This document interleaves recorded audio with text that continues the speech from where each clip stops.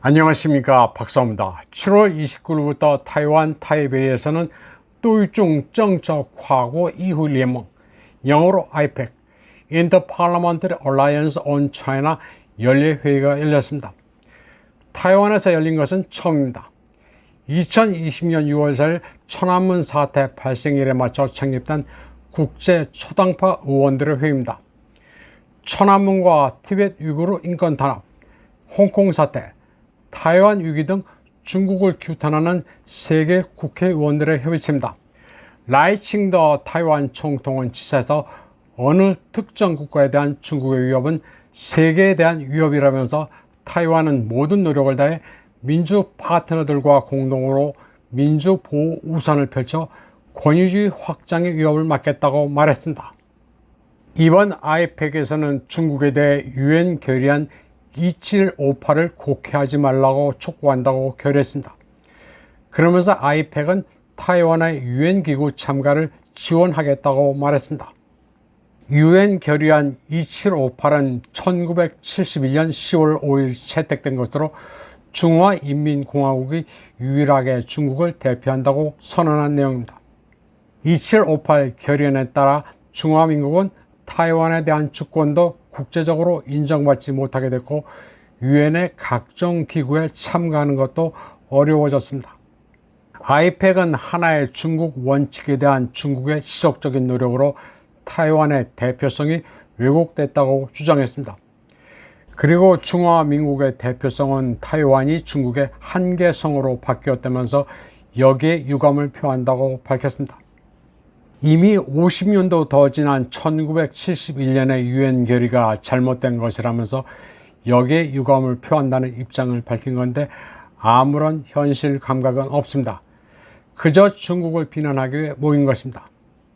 혼혈로 영어에 능통한 부총통 샤오비 킴은 IPEC 소속 의원들이 타이완의 입장을 지지해 준 데 대해 감사를 표한다고 말했습니다.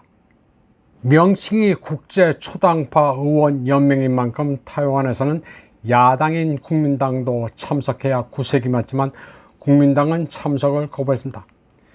타이완 독립과 반중을 기치로 하는 IPEC의 입장이 국민당과는 맞지 않는다는 거였습니다.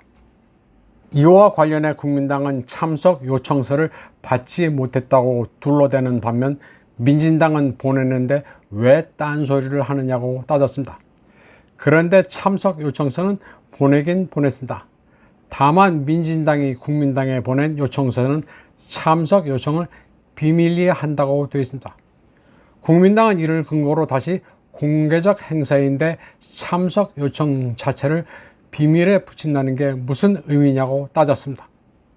민진당은 국민당의 불참을 색깔론으로 대응하고 있습니다.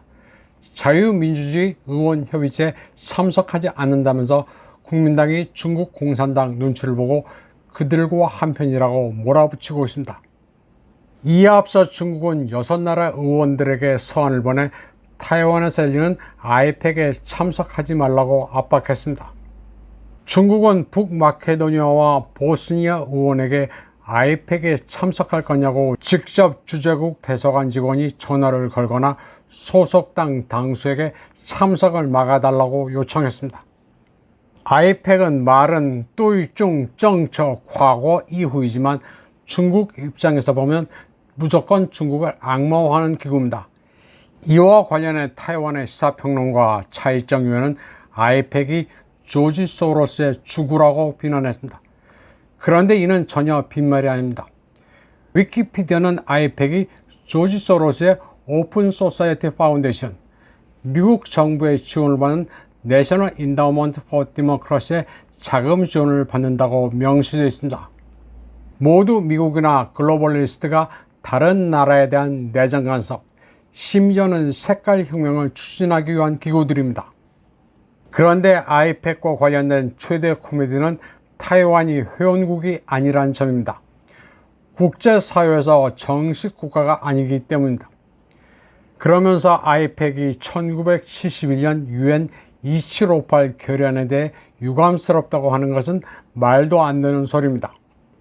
한국에서는 한국 국회의원들은 왜 IPEC에 참가하지 않느냐고 질타하는 목소리도 있습니다.